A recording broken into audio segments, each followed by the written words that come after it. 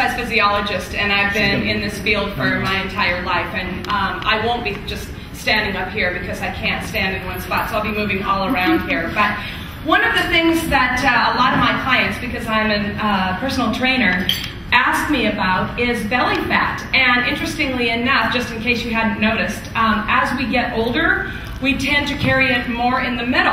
And I had this chart in my doctor's office that was really interesting. It showed women from age 16 and then 25 and 35 and on, same height, same weight, and how their bodies were changing as we go through the years. And so this was a subject that I was really interested in and decided to investigate a lot. So let's move through this because I have a half an hour and I'm putting a lot in the half an hour. So research shows the reason we are losing the battle over weight and seeing an increase in diabetes is because we continually spike our blood sugar and abuse our insulin. So I'm going to go fairly quickly through this, but hopefully you'll understand the role of sugar and insulin in our weight.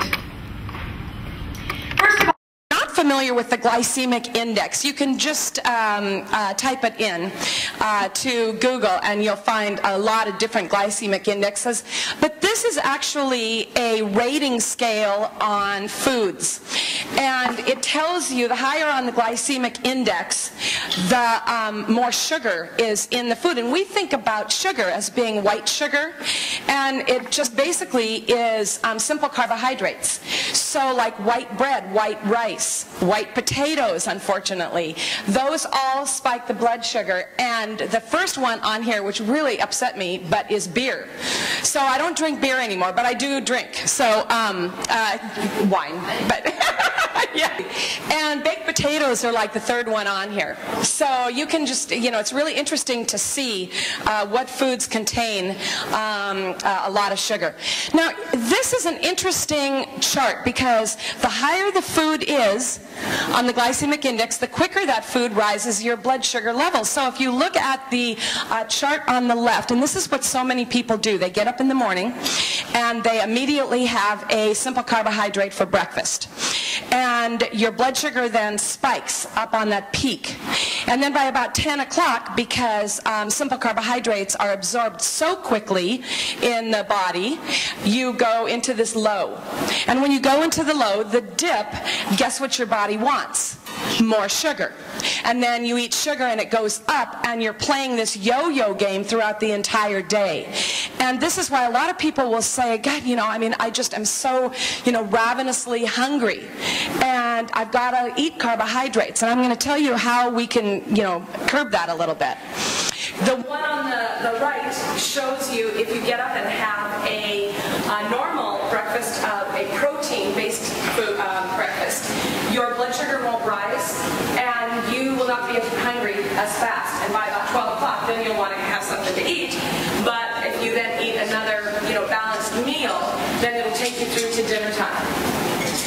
So first of all, increased blood sugar stimulates the release of insulin from your pancreas. Your pancreas, you've all heard of the pancreas, and it's great for your hormonal balance. And one of the things that it does is it releases insulin, and insulin is what balances your blood sugar, and your blood sugar wants to be balanced. It wants to be balanced, and we as Americans do so much to keep it unbalanced. And so what happens is when you eat a high glycemic meal, your pancreas releases a massive amount of insulin because the sugar or the simple carbohydrate has to go somewhere. And so it goes to the muscle cells that need it. And you can kind of think of insulin and sugar, they're like a pair, they're like a mom and a kid. The sugar is the unruly crazy kid, and insulin is the mom. And just kind of think of it in the terms of, oh, it's not working? It's amazing that I can talk and not even know I don't have a microphone. I'm a PE teacher. So anyway, it's like a grocery store where you step on that pad and the door opens and you get to come in. Well, just say the grocery store said, kids can't come in unless they've got the mom.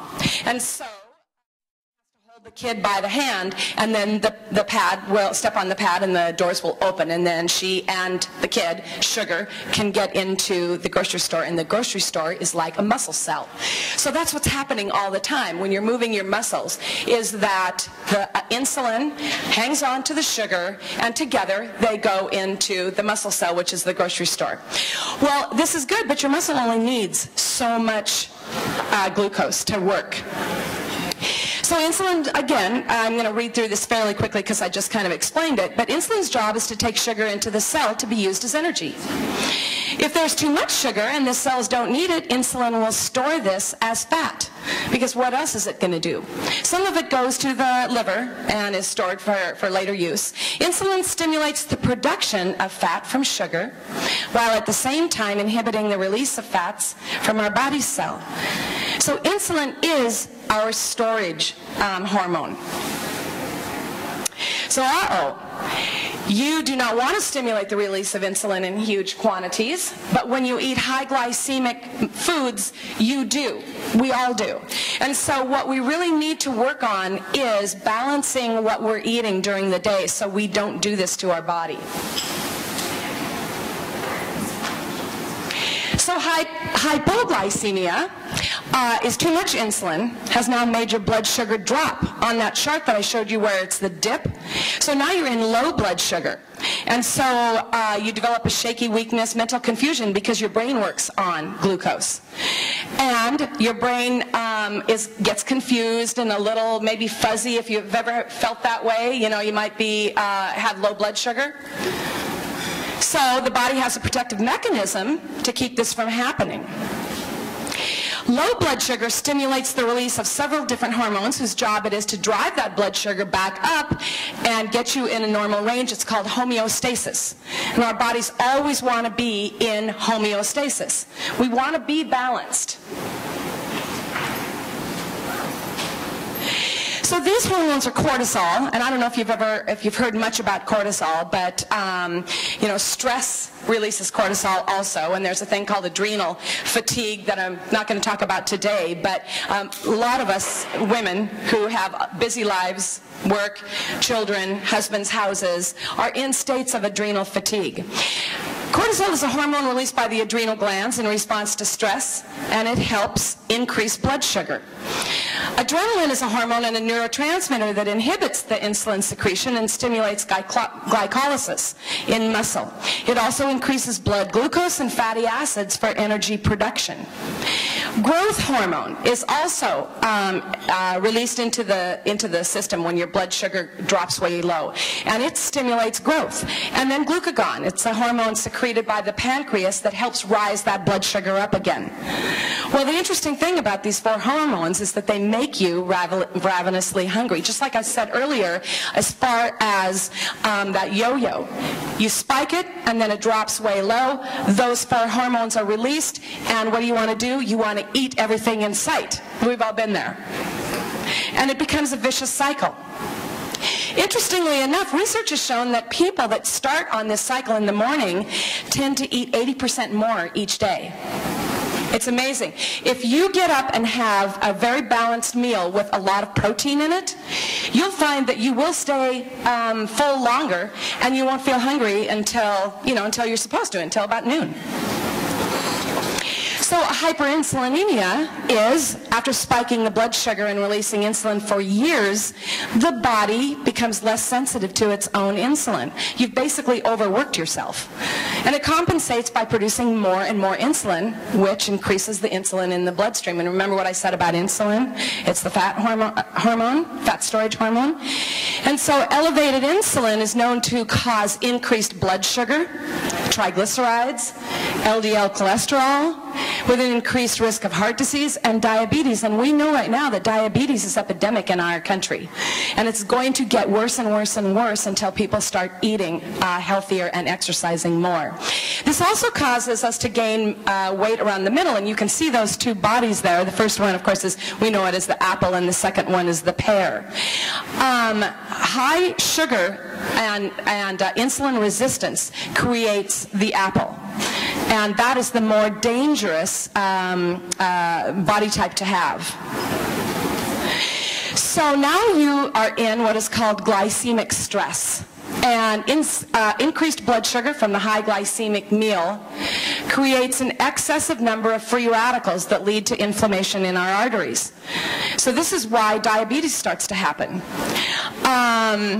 especially at the capillary beds. And the capillary beds is where all of the gases are exchanged. The capillaries thicken, and the thicker arterial lining becomes a physical barrier to the insulin. So if you have a physical barrier to your insulin and the sugar that it accompanies won't get into the muscle cell. Remember too, the capillaries are also the area where the glucose goes into the muscle cell. So we don't want those capillary beds to become thick. We want them to be normal and allow sugar in and out, good sugar. The muscle becomes resistant to the insulin before the fat cells do. And we don't want that. So do you know what happens? The insulin is now rooted to the fat cells because the muscle cells are being resistant. And this is called insulin resistance. And it's interesting because when you go to the doctor and you tell the doctor some of your symptoms, they will suspect diabetes, but it's hard to really pinpoint insulin resistance. When you're in full-fledged diabetes, they can certainly test that. But what about just insulin resistance, which is the precursor? But if you've been spiking and yo-yoing your blood sugar for years, you may be in insulin resistance right now and not know it. So it means that the glucose from your meal is going to your fat cells more and your muscles less. Insulin resistance, if you're fatigued all the time, it's because you've set this motion or this situation in motion. The body compensates by producing more and more insulin again, and the insulin, of course, takes the sugar and binds it.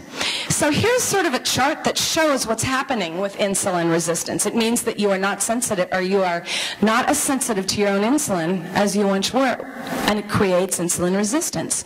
So you eat food, you make insulin, your cells resist that insulin, the grocery store doors are closed and locked,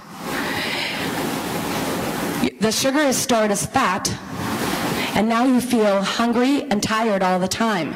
And that is something that I hear a lot. I'm just too tired to exercise. You shouldn't be too tired to exercise. I mean, exercise is awesome. It makes you feel great. It gives you excess energy. I've been doing it all my life. I hope to do it, for the next 30 years.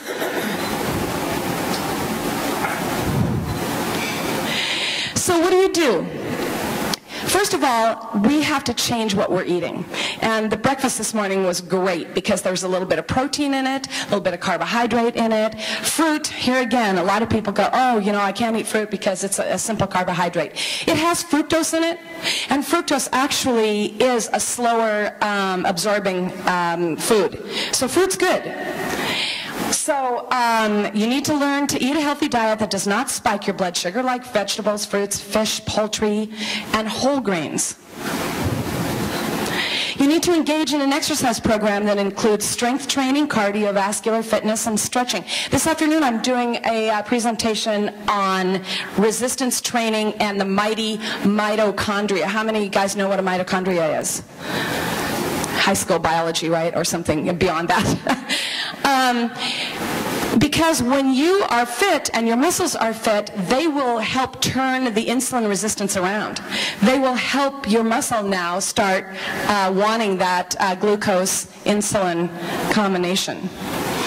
You need to provide the body with nutrients that enhance cellular nutrition, and you need to get a good bioavailable multivitamin. A lot of people say, well, you can get all the vitamins you want out of your food.